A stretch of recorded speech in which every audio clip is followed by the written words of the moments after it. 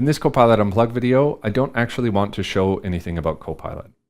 Instead, I want to have an unscripted conversation about Copilot, ChatGPT, Gemini, Claude, whatever generative AI tool you're using, but specifically how we talk about these tools and how open or not open people are to criticizing them and the underlying technology in a constructive and meaningful way.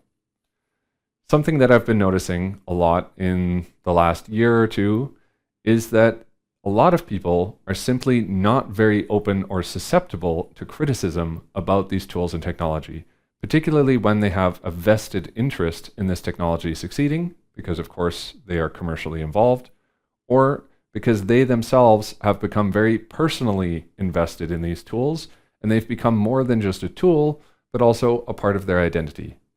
I think that that's wrong. These tools have a very big claims attached to them, that they're going to disrupt many markets, the way we live, the way we work, revolutionize productivity. And certainly these tools have had a very big impact already, and they will definitely continue to have an impact.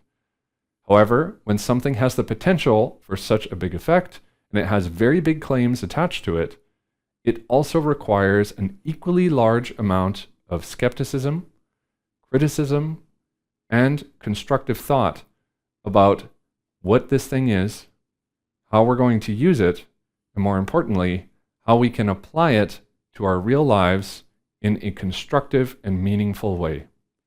It's not just about responsible use, but it's about really using our critical thinking to make sure that these tools are not causing harm in a direct or indirect way, and that they're not resulting in waste.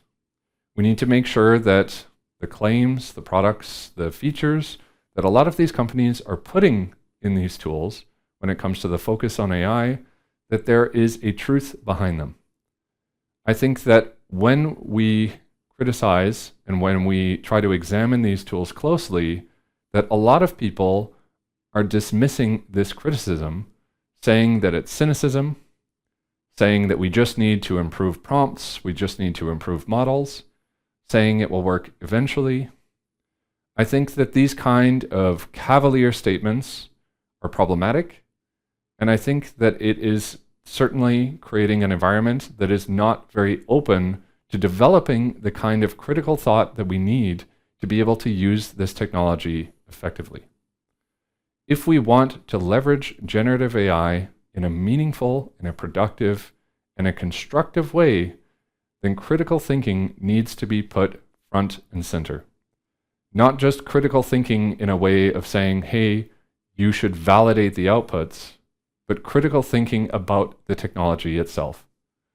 If you are going to embrace this technology, if you're going to be open-minded about this technology, if you're going to evangelize it, it's incredibly important that you are both open to these new possibilities, these innovations, but also that you are open to discussing the criticisms and the caveats, and that you can make sure that you can point out the flaws and the contraindications of this technology, as well as the scenarios where it can be useful and beneficial.